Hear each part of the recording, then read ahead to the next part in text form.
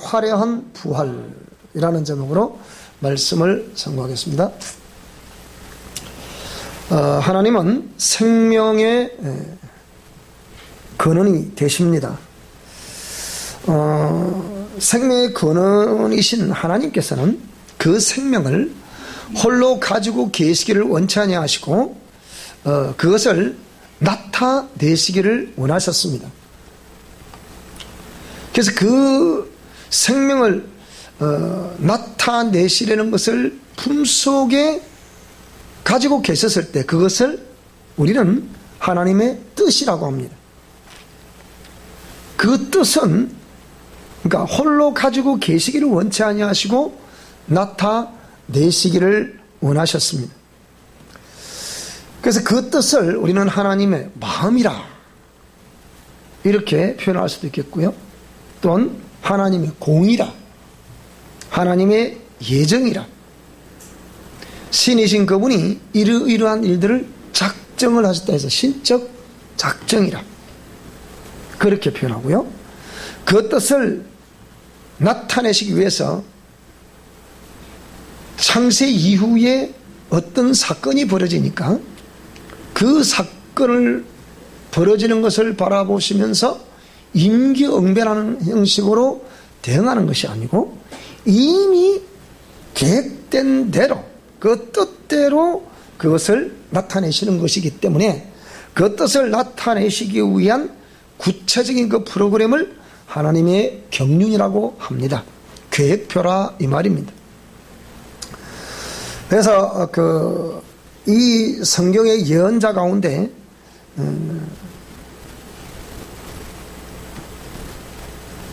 큰 선지자라 일컬은 몇 사람이 있습니다. 이사야, 예레미야, 에스겔, 다니엘 이런 사람들은 우리 보통 대선지라 이렇게 얘기합니다. 이 사람들은 명망이 있고 출신 성분이 화려하면서 그리고 하나님의 신이 그들을 감동하셔서 국가의 흥망성쇠를 이렇게 좌지우지할 수 있는 그런 정도의 영적인 파워를 가지고 있는 사람들을 의미합니다. 그래서 이런 사람들 중에 이사야 선지자는 약 지금으로부터 2550년 그 이전에 활동하던 선지자였습니다. 그런 이사야가 이사야 55장 1절부터 11절 말씀 한번 보게 되면요. 이사야 55장 1절부터 11절. 자, 오라 너희 모든 목마른 자들아 물로 나오라. 돈 없는 자도 오라. 너희는 와서 사 먹되 돈 없이 값없이 와서 포도주와 젖을 사라. 너희가 어찌하여 양식이 아닌 것을 위하여 은을 달아주며 배부르게 하지 못할 것을 위하여 수고하느냐. 즉 말하자면 그런 우상을 숭배하게 되고 그 우상에게 모든 재물을 다 바치게 되는 그런 것들을 위해서 표현하고 있는 것입니다. 그래서 그런 것을 위해 너희들이 은을 달아주며 또 배부르게 하지 못할 것을 위해서 너희들이 수고를 하고 있구나. 그래서 내게 와서 듣고 들으라. 내가 지금 전하는 이 말씀은 돈 없이 값 없이 와서 먹고 마시라. 포도주와 젖을 사라. 그렇게 말하는 것이 아니냐 그 말입니다. 그래서 그리하면 너희가 좋은 것을 먹을 것이고 너희 자신들이 기름진 것으로 즐거움을 얻을 것이다. 너희는 귀를 기울이고 내게로 나와 들으라. 그리하면 너희 영혼이 살게 될 것이다. 그렇게 말씀하고 있습니다. 잠시만요.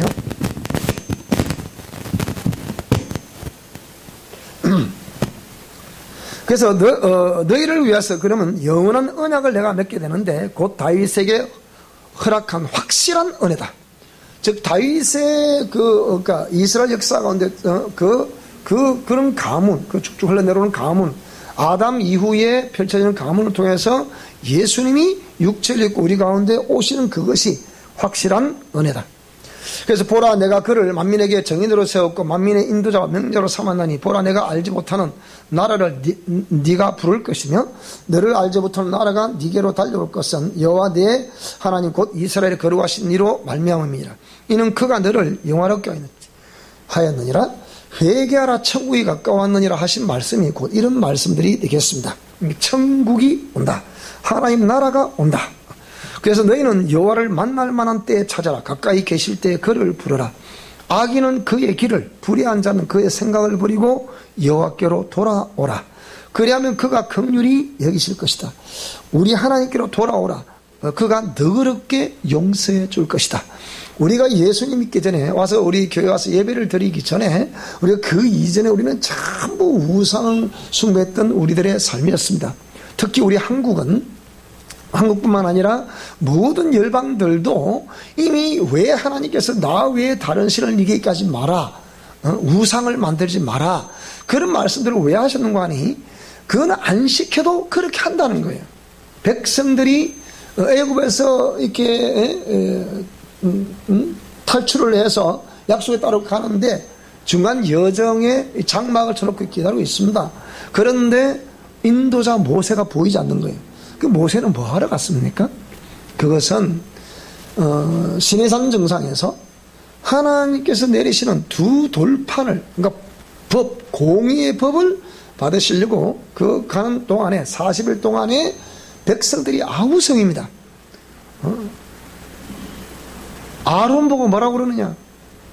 우리 인도자 모세는 어디 갔냐?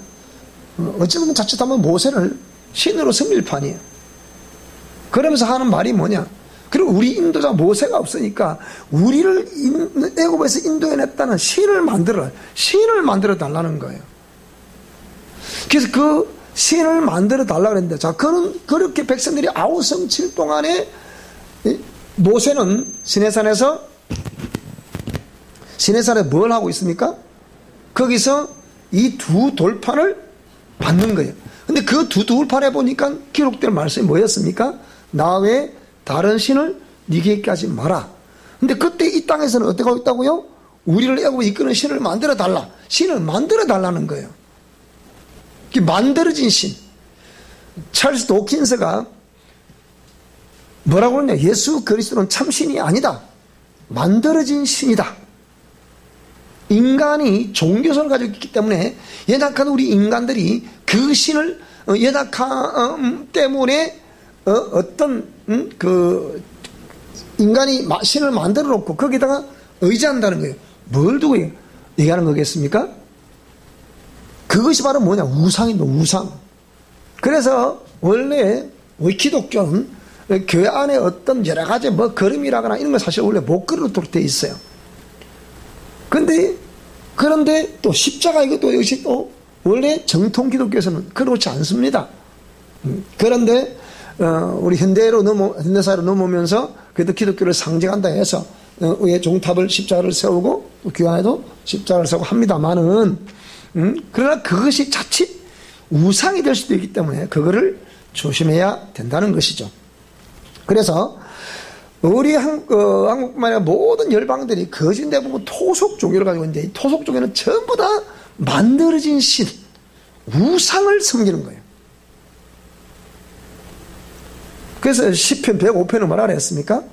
입이 있어도 말을 하지 못하고 눈이 있어도 보지 못하고 귀가 있어도 듣지 못하는 손이 있어도 우리에게 아무 도움을 줄 수 없는 그것이 뭐라고요?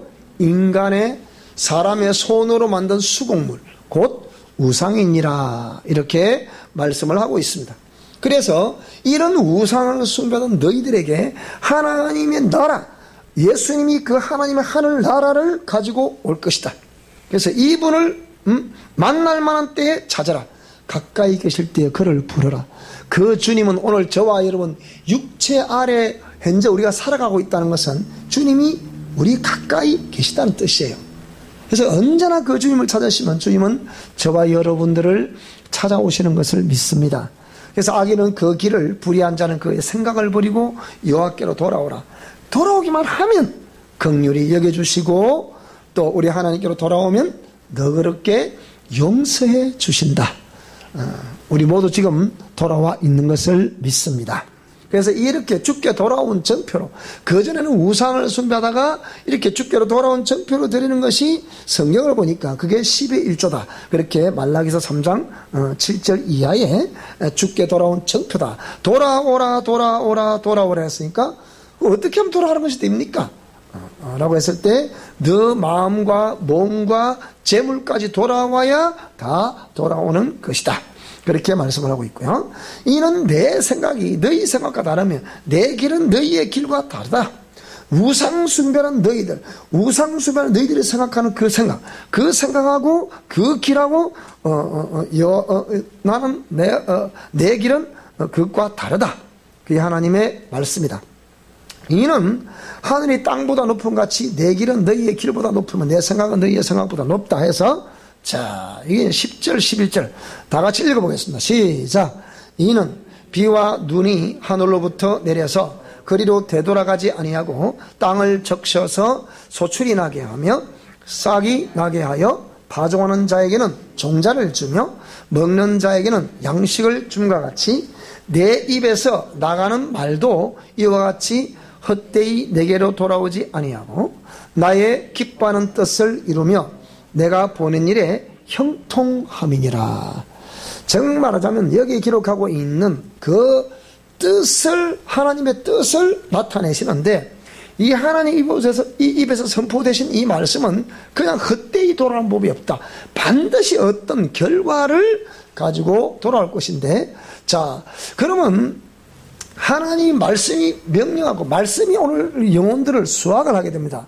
말씀을 씨라 그랬습니다. 씨가 각 영혼 심령에 뿌려졌으니까 이 뿌려진 씨에서 오늘 저와 여러분이 싹이 나고 또 자라서 꽃이 피고 열매를 맺도록, 그래서 우리가 계속해서 우리 신앙생활하는 이유가 그렇게 신앙생활 쭉 이렇게 하나님 말씀 따라 믿음은 들음에서 나고 들음은 그리스도의 말씀으로 말미암았다고 했으니까 그렇게 쭉 신앙생활 하면서 우리의 영혼을 성장시켜 가야 된다. 그런 그것이 말씀이 결국은 때가 되면 또 그 영혼을 추수하는 때가 온다는 것입니다. 영혼의 추수하는 때는 크게 두 때를 나눌 수 있는데, 한때는 개개인의 종말. 우리 육체는 이게 껍데기고 육체는 껍데기입니다. 그런데 껍데기 안에 뭐가 있어요? 알맹이 있어요. 알맹이 영입니다. 영혼인데 이 육체는 땅에서 제한받았기 때문에 연약하다 그랬어요. 근데 때가 되면 이 육체는 쇠하여질 수밖에 없다. 많이 쓰면 많이 쓸수록 쇠하여질 수밖에 없다. 그러면 일평생 이렇게 육체를 썼으니까 얼마나 육체가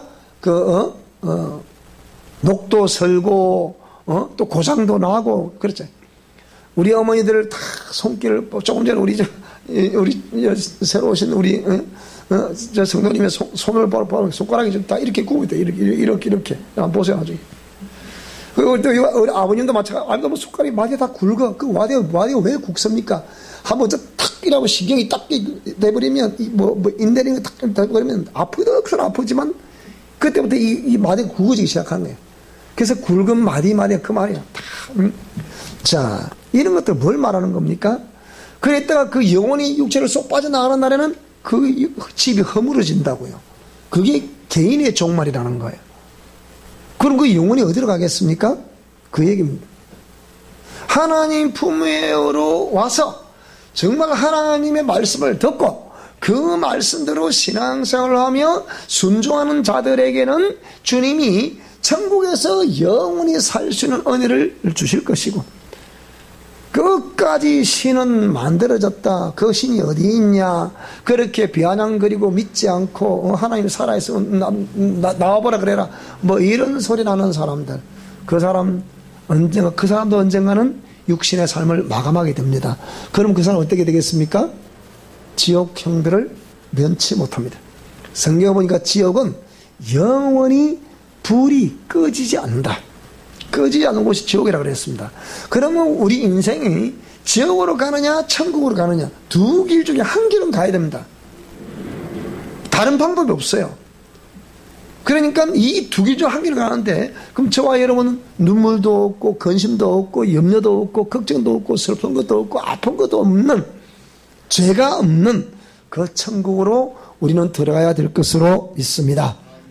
그래서 이런 하나님의 뜻은 이렇게 나타내셨기 때문에 반드시 결실을 가지고 돌아오는데, 오늘 저와 여러분, 내 영혼이 생명 가운데 천국에서 영생될 수 있는 그런 결실이 있기를 주 여러분으로 축원합니다.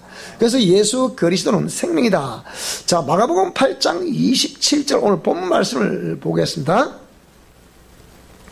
마가복음 8장 오늘 27절인데요. 자, 여기 27절에 보게 되니까 뭐라고 그러느냐? 아무리 말씀을 전해도 이렇게 너희가 눈이 있어도 보지 못하고 귀가 있어도 듣지 못하고 또 기억도 못한다.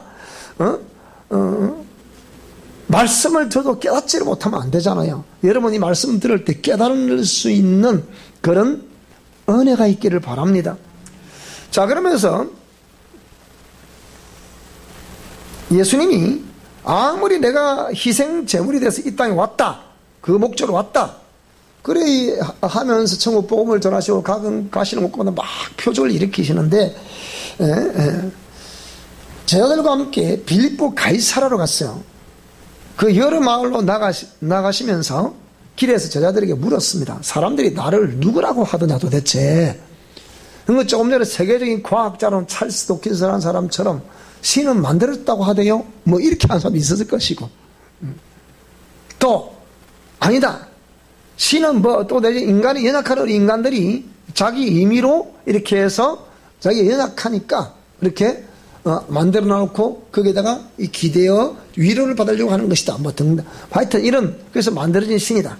이런 사람. 그 다음에 여기는 보니까 제자들이 그렇게 이제 다니면서 들었던 얘기에 대해서 이제 고백을 하는데, 침례 요한이라고 합디다. 또 어떤 사람들은 엘리야라고 합디다.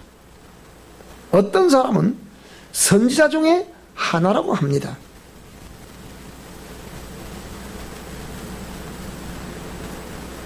예수님이 천국 말씀을 인용한 것을 본 사람들은 선지자 중에 하나라고 할 것이고, 능력을 행하며 악한 영들을 쫓아내는 걸 본 사람들은 엘리야라고, 능력의 대명사인 엘리야라고 할 것이고, 침례 요한이 세례를 베푸는데 그 장면을 본 사람들은 수많은 사람들이 또 세례를 받으니까 이 침례 요한이라고 하기도 합니다. 뭐 이런 각가지 자기가 들었던 내용들을 예수님께 보고를 했습니다. 그렇다면 너희들은 나를 누구라고 하느냐? 그러니까 베드로가 대답하되 주는 그리스도십니다. 이 말을 고백을 하게 되니까 예수님이 자기의 일을 아무에게도 말하지 말라고 경고를 하셨습니다. 내가 지금부터 하는 말을 할 테니까 절대 남한테 얘기해서는 안 된다, 알았지? 이렇게 경고를 했습니다. 그 내용은 뭐냐, 이제. 내용은 사람들은 나에 대해서 이러쿵저러쿵 얘기하는데, 내용은 인자가, 예수님이 자신을 칭해서 하시는 표현입니다. 인자가 많은 고난을 받고 장로들과 대제사장들과 서기관들에게 버림받아 죽임을 당하고 사흘 만에 살아나야 할 것을 비로소 제자들에게 가르쳤습니다. 정말 죽으시고 부활하실 것. 오늘 우리가 지난 한 주간 종려주의를 지나면서 고난주간, 저는 고난주간 참 이렇게 새벽기도를 하다 보니까 참 고난이었습니다. 그 지난주에는 또 서울 학교를 왔다 갔다, 주일 전부터 왔다 갔다 또 왔다 상담을 하고, 이게 얼마나 피곤한지 몰라요. 그러다 새벽에 또 나오다 보니까 이 잠잘 시간이 없더라고. 수요일에 그 사람이 호호호호 하더라고요. 그런데 그 고난주간을 지나면서 제가 하나님이 이런저런 말씀, 새벽에 말씀을 전하면서, 금요일이었습니까? 토요일이었습니까? 그런 말씀도 또 주시고, 이 고난주간의 말씀이 결국은 하나님이 제게 하신 말씀이다. 좀 이따 전하도록 하겠고요.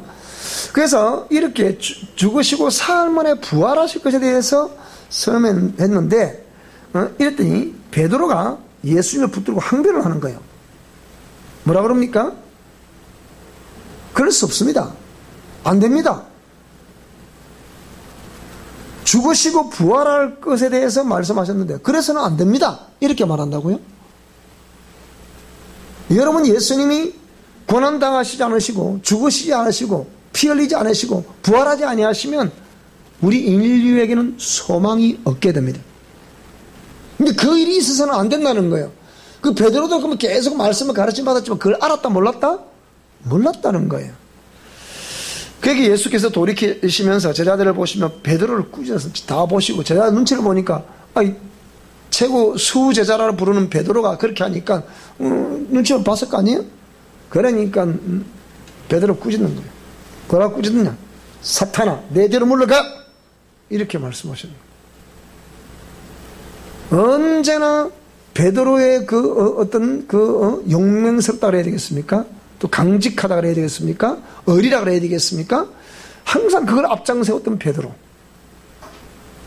여기도 그러한 똑같은 옛사람의 형태를 가지고 계속 예수님께 접근해오고 그렇게 대하는 베드로를 향해서 예수님은 사탄아, 내 뒤로 물러가라. 아니, 그렇게 베드로를 수제자라고 이르더니 내 뒤로 물러가라라니요. 네가 하나님이 일을 생각하지 아니하고 도리어 사람 일을 생각한다. 그러니까 적어도 제자들과 베드로를 봤을 때, 예수님이 보셨을 때는 너희들은 하나님 일에는 전혀 관심이 없구나. 신앙생활하는 것이, 예수님 믿는 것이 하나님의 뜻과는 아무 상관이 없구나. 그 얘기예요. 오늘날로 말할 것 같으면 하나님의 뜻을 아는 것이 중요하다는 거예요. 그래서 너희들이 하나님의 일을 생각하지 아니하고 도리어 사람의 일을 생각하고 있는구나. 즉 자기 욕심. 그래서 모든 종교에서도 욕심을 제거하라. 욕심이 때문에 죄가 시작된다. 성경에도 욕심이 있다면 죄를 낳고 죄가 장성하면 근데 사망을 낳는다. 근데 일반적에서는 죄가 욕심까지는 욕심에서 출발한다는 걸 아는데 그 위에 사망당한다는 것을 모르는 거예요. 그 사망이 뭐냐? 지옥 간다는 뜻이거든. 자, 그래서 무리와 제자들을 불러 이르시되 누구든지 나를 따라오려거든. 뭐라고요? 우리가 많이 알고 있는 구절이죠. 누구든지 제자들을 불러서 너희들이 그러니까 진정 내 제자라고 한다면 나를 따라오려고 하면 뭐라고요?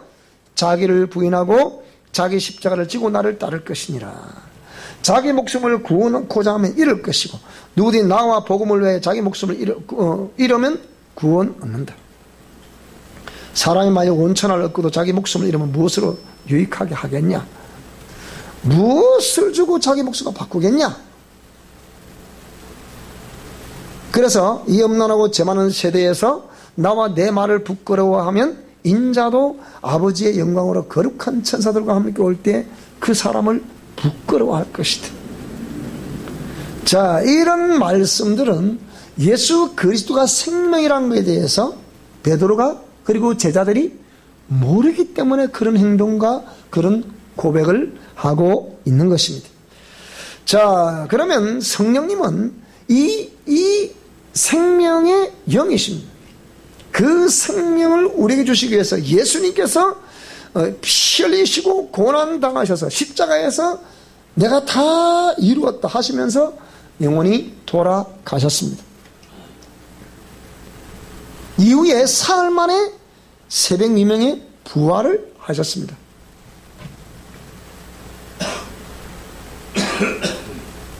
이건 뭘 의미하는 겁니까?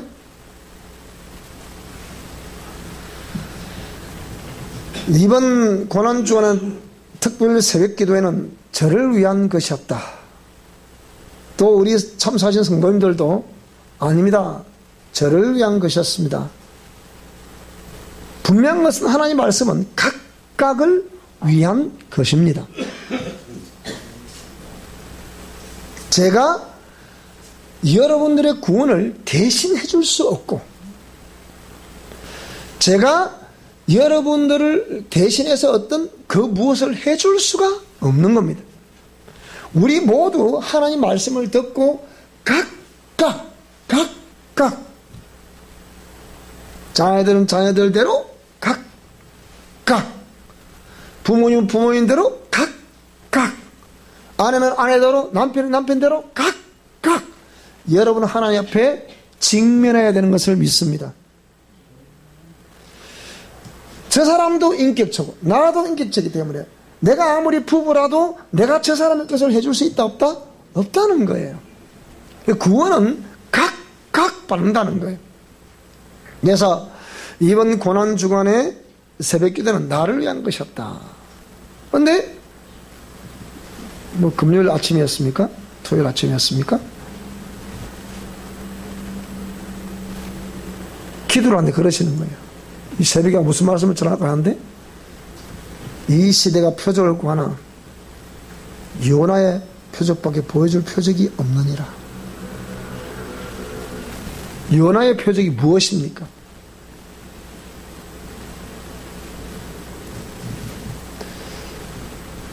선지자였던 요나에게 니느웨라는 곳으로 가서 복음을 전해라.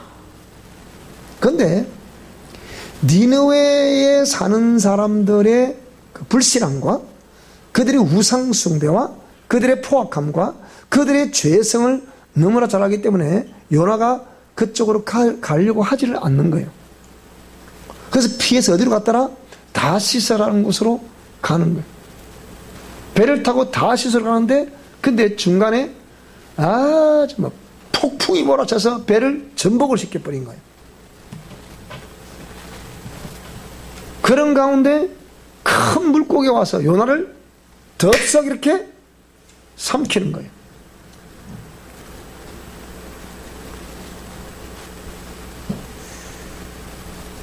하나님은 분명히 요나 보고 비록 죄가 만연한 곳이지만 니느웨로 가서 복음을 전하라. 내 음성을 전하라. 니느웨 성이여 회개하라고 전하라. 그런데 니느웨로 가지 않고 다시스로 가기 때문에 그게 하나님 불순종이 되는 거잖아요. 근데 하나님 끝까지 이 요나가 그 하나님 말씀을 지켜야 한다는 걸 하나님이 그게 명령을 하셨잖아요. 그래서 큰 물고기 와서 이렇게 요나를 덥석 삼켰어. 근데 문제는 뭐냐? 소화가 안 돼요. 소화가 안 돼. 그 사흘 만에 육체 다 토해 놓는 거예요. 이렇게. 근데 문제는 뭐냐? 요나가 니느웨로 가자는 이유가 뭐냐? 그 죄인들이기 때문에 갔다는 거예요.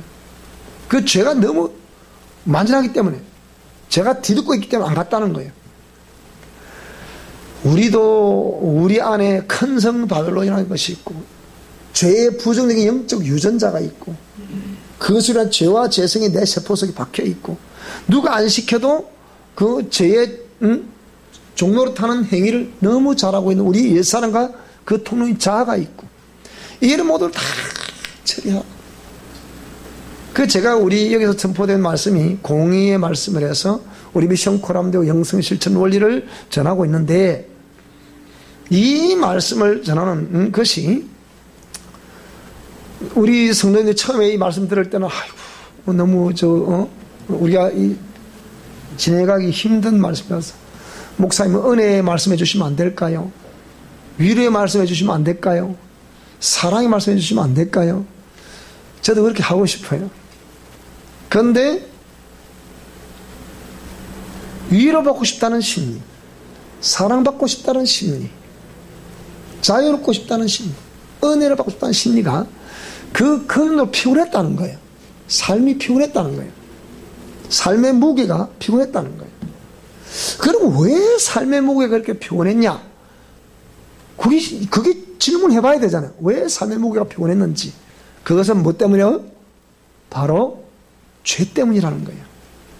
하나님을 섬기지 않고 우상을 섬긴 연고로 그런 피로가 우리에게 있었다는 거예요. 그러면 공의 말씀을 듣고 정말 우리가 돌이키는 것이 정상이고 하나님 말씀으로 돌아오는 것이 순서예요. 돌아오면 말씀의 안으로 돌아오면 하나님 품으로 돌아오면 하나님은 그를 품어주시는 거예요. 그게 하나님의 사랑이고 그게 하나님의 은혜입니다. 네, 그게 은혜예요. 자, 그래서 요나의 포주밖에 없다. 그런데 그 요나가 니느웨로 가야 되는 니느웨를 다 씻어내서 하나님이 그걸 막았다. 라고 이렇게 생각할 수도 있습니다.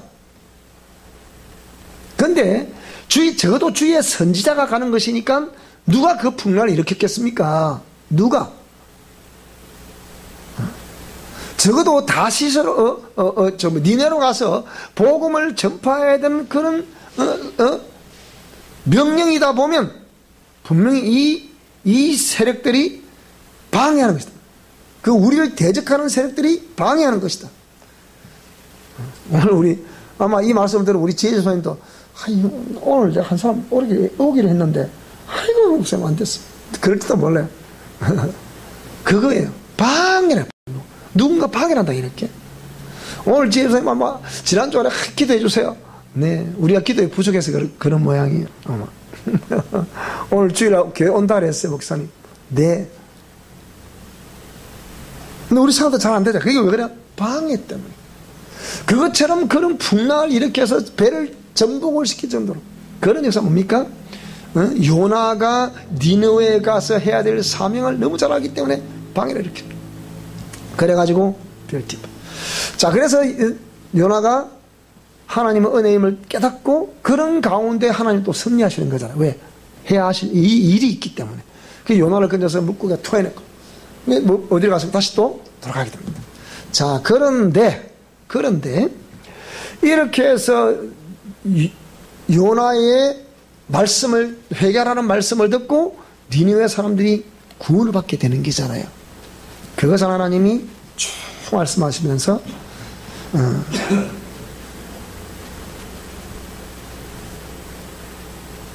사랑하는 종아, 네가 이 공의 말씀을 선포하고 영성 실천 원리를 전하며 미션 코람도 영성 실천 원리 쭉 전하면서 네도 마음대로 많이 힘들겠지만 그러나 너는 그 일을 해야 되는 일.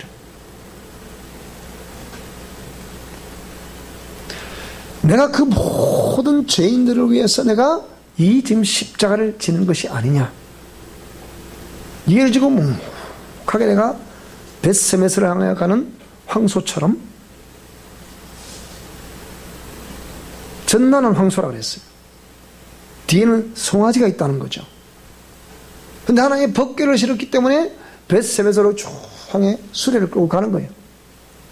법궤를 싣고 가는데 그 벳세메스에 도착을 하니까 벳세메스에 이 하나님의 법궤가 온다고 봐서 팍 손을 들고 환영하는 거예요. 그러면서 뭐라고요? 그 말없이 묵묵히 좌로 우로 지우치지 않고 뒤를 돌아다보지도 않고 뒤에서 송아지가 울었을 거 아니야. 분명히 기록은 없지만 근데 묵묵히 벳세메스를 하는 이 황소, 자기가 끌고 왔던 수레는 번제단이 되고 정작 그 말씀을 따라 쭉 이렇게 순종했던 그 황소는 자신의 마지막은 뭐가 됐다고요? 제물이 되고. 그래서 하나님이 기뻐 받으셨던 제사였습니다.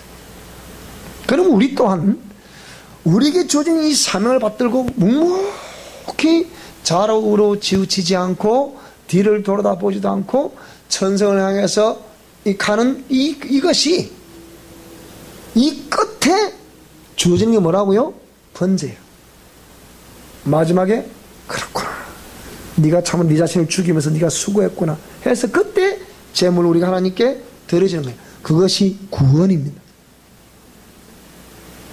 자, 그런데 그래서 제가 그날 아침에 얼마나 참 울었는지 모릅니다.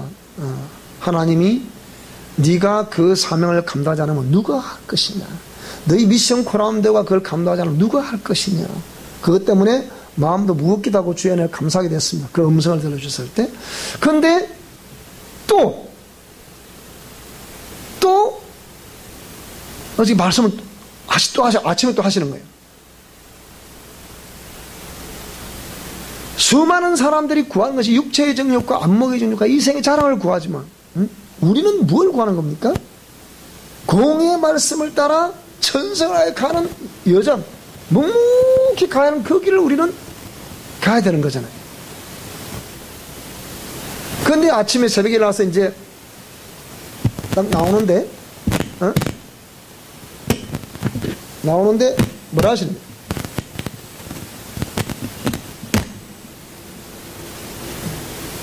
오늘 아침에 무슨 말씀 전할까요? 그러니까 하나님이 갑자기 우리 딸이 옛날부터 하던 얘기를 해요. 그게 스쳐 지나가는 거예요. 우리 딸내미가 정은혜인데 우리 은혜가 뭐라 그랬냐? 아빠, 우리 집 사요. 이 아이 무슨 말인지 내가 알잖아요. 그래 집 사야지. 그 아빠 집 사면 내가 번 돈을 내놓을 테니까 집 사요. 아침에 저기서 여기까지 걸어오면서 이 한번 한 7, 800m밖에 안 되니까 걸어오면서 생각을 제가 해본 거예요.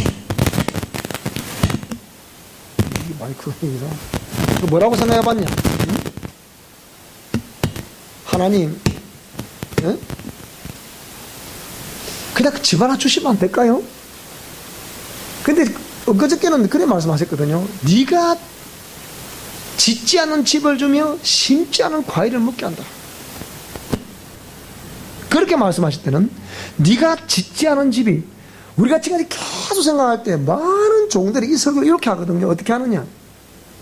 여러분 주의 복을 위해 충성하고 헌신하다 보면 하나님이 때 되면 집을 공짜로 주실 것으로 믿습니다. 이렇게 설교하거든요. 근데 하나님이 제게 막 그게 아니야 이러시는 거예요. 그럼 하나님 뭔데요? 무엇입니까? 그러니까 네가 짓지 않은 집은 천국이란다. 네가 심지 않은 나무에서 과일을 먹게 한다는데 그것은 곧 천국에서 먹을 생명과를 의미하는, 이렇게 말씀하시는 거예요. 그러면 수많은 주의 종들이 내가 주의 복음을 위해 충성했다 하나님 집을 한 채 줍디다. 보통 이렇게 설교하거든요. 물론 그렇게 적용도 할 수 있겠습니다. 그러나 하나님이 우리는 본질적인 설교를 한다 했잖아요. 그래서 천국이 네가 짓지 않은 집이란다. 그 생명과가 네가 심지 않은 나무에서 얻을 실과란다. 이렇게 얘기하셨거든요. 그 아침에 걸어오면서 하나님 딸내미가 그렇게 기도를 많이 했죠. 또 고백도 많이 했죠.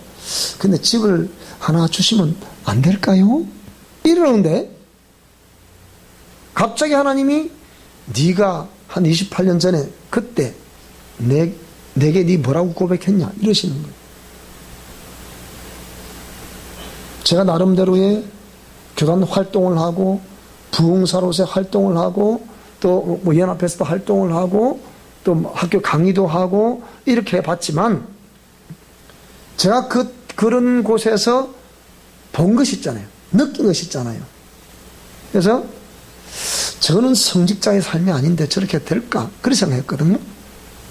자, 저도 허물 많은 사람입니다. 이 죄와 허물 때문에 어찌 보면 그걸 씻음받지 않으면, 예수의 사랑으로 씻음받지 않으면 저도 지옥 행벌 명키 어려운 사람 아니겠습니까? 그런데 뭐라고 그러냐? 나는 저렇게 살지 말아야지. 제가 그 소리를 어느 목사님 말씀드렸더니 그 목사님 그러시더라고요. 니도 목회를 해봐라 그러시더라고요. 알게 될 거라고. 그래도 그렇게 안 할 거예요. 저는 이렇게 할 거예요. 그 다짐을 했었거든요. 제가 처음 목회자 되기 전에. 그때도 다짐을 했는데 막상 목사가 돼서도 이런 상황을 쭉 살펴보면서 나만큼은 저렇게 안 해야지. 나만큼은 저 부흥사처럼 저렇게 안 해야지. 나만큼은 저 목사처럼 저렇게 안 해야지. 나만큼은 저 교수처럼 저렇게 안 해야지. 그렇게 생각했거든요. 그런데 하나님이 그 말씀을 스치게 만드는 거예요. 그래서 이 공의 말씀과 영성 실천 원리를 내가 너에게 주었지 않느냐. 그래서 이것이 뭘 의미하는 겁니까? 결국은 속사람의 회복을 확실하게 약속받을 수 있는 원리인 거예요. 이게. 내 영혼이 속사람인데 이 그대로 놔두면 내 영혼은 지옥 힘을 넘기 어렵습니다. 그러나 오늘 저와 여러분, 예수님이 죽으시고 부활하신 것은 오늘 저와 여러분이 그대로 놔두면 지옥길로 치닫고 있는 모습이기 때문에 주님이 직접 십자가 지시고 죽으시고 사흘 만에 부활하셨다는 겁니다. 그래서 내가 그 길이요 진리요 생명이다. 나를 말미암지 않고는 하늘나라로 올 자가 아무도 없느니라. 아버지께로 올 자가 아무도 없느니라. 그렇게 말씀하신 것이에요. 그래서 오늘 제목이 뭐라고요? 속사람의 화려한 부활. 계시록 18장의 2절에 기록되어 있는 큰 성 바벨론이라는 것이 내 안에 있어서 이것이 있으면 온갖 귀신들이 이거 와서 딱 장악해서 교회를 못 오게 만드네. 말씀을 못 듣게 만드네. 그러면서 육체의 정욕과 안목의 정욕과 이생의 자랑을 위해서 살아가는 거예요. 육체의 정욕이 무엇입니까? 육체가 요구하는 것. 안목의 정욕은 눈으로 보아서 다음 없는 이것을 추구하는 것. 이생의 자랑이 무엇입니까? 누구는 어째 잘됐단다 이거. 이렇게 하다 보니까 교회도 거기에 뒤감겨가지고 지금은 세상이 교회를 염려하는 시대가 됐다잖아요. 그러나 우리 사랑의 교회만큼은, 우리 미션 코람대만큼은, 저와 여러분만큼은 우리는 끝까지 하나님 말씀을 받들고 살아가는 저와 여러분 될 수 있기를 축복합니다. 그리고 반드시 우리의 속사람, 내 영혼이 화려하게 부활하게 되는 역사가 있기를 주 여러분으로 축원합니다. 이것이 예수님이 죽으시고 부활하신 목적이 거기에 있는 거예요. 그것은 로마서 5장 8절에 말씀하신 것 같이 하나님의 생명 주시려는 그 사랑을 공개하는 방법이 자신이 희생제물이 되시는 것이었습니다. 그러면 오늘 본문에도 너희들이 나의 제자라고 하면 자기에게 주어진 십자가를 지고 따라오라. 어저께 잠시 뉴스가 싹 지나갔는데 보니까 교황이 이 세대에 소외된 십자가를 지고 가는 사람들, 소외된 사람들의 십자가를 기억합시다 이러더라고요. 여러분, 그거하고 예수님 십자가는 아무 상관없는 거예요. 그거는. 예수님의 십자가는 그분이 죽으시고 그분이 부활하신 것은 뭡니까? 무엇 때문에? 하나님께서 생명 주시려는 그 사랑을 확증하는 것이었기 때문에 그 확정을 통해서 우리가 깨닫는 것은 무엇입니까? 그러면 우리가 예수님이 가신 그 길을 따라가야 되는데 따라가려고 하니까 주님이 지신 십자가는 신이신 그분이 지시는 것이잖아요. 그분의 사랑을 우리 가운데 나타내시기 위해서 지고 가시는 거잖아요. 우리는 무엇입니까? 각자 자기에게 주어진 십자가, 내게 주어진 십자가, 그것은 내 안에 있는 모든 이런 요소들을 다 제거하라는 하나님의 뜻을 잘 깨닫고 오늘 2019년 부활절에 오늘 저와 여러분 정결한 그리스도의 신부가 되는 것은 나의 속사람의 화려한 부활이 있어야 될 줄로 믿습니다. 그 속사람, 죄로 뒤덮여 있는 그 속사람, 그래서 아무도 할 수 없었던 그 속사람, 하나님 말씀대로 순종할 수 없었던 그 속사람 다시 부활케 되는 역사가 있기를 주 이름으로 축원합니다. 그래서 이때부터 천국에 이르기까지 온전히 순례의 행진을 오늘도 쉼없이 성령의 인도하심 따라 행하게 되는 저와 여러분 될 수 있기를 주 이름으로 축원합니다. 기도하겠습니다. 하나님 아버지 감사합니다. 이 생명의 풍성한 은혜가 우리 모두